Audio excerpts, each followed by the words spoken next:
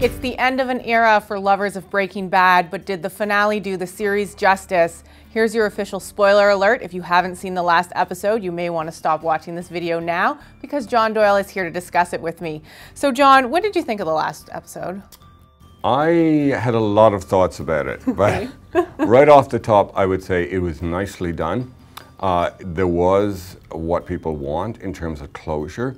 There were some storylines that were nicely tied up. Without giving too much away, I would say some bad people got what they deserved, and some good people were let off the hook. That followed, I think, a strand that the series has been following for the last few episodes leading up to the climax. And while a lot of people, I think, were satisfied and admired the ending, you have to kind of back away from that a bit and say, is this really how really good television should end, with that neat sense of closure? And much of the plot propulsion over the seasons on Breaking Bad was about things going wrong.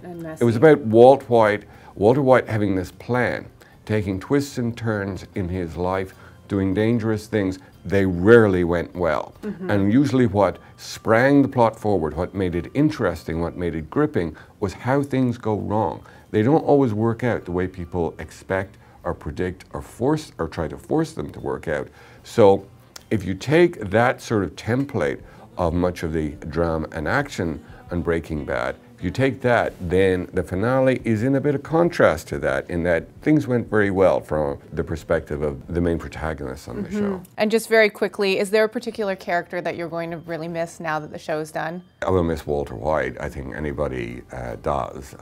He's not going to be on television, so we're not going to give away what happens. Jesse, I think, is a fascinating character. One of the underlying themes of the show was the relationship between Walter White and Jesse. I mean, that was clear from the beginning. Father-son relationship, student-teacher. But that was followed out in other relationships on the show. You had Gus Frings, who had a relationship with other young men. As to exactly what that was left unknown to us. But there was Mike and Jesse. There was a series of relationships, connections between older men and younger men. The father-son thing. Also, of course, I think Breaking Bad was really about American capitalism. It was, especially in the last couple of seasons, very much an attack on American capitalism. I wrote in a column that Walter White was the Walmart of meth makers, absolutely rapacious.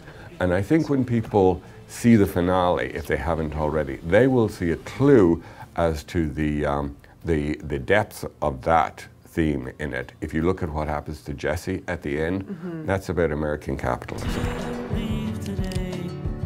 What the hell is wrong with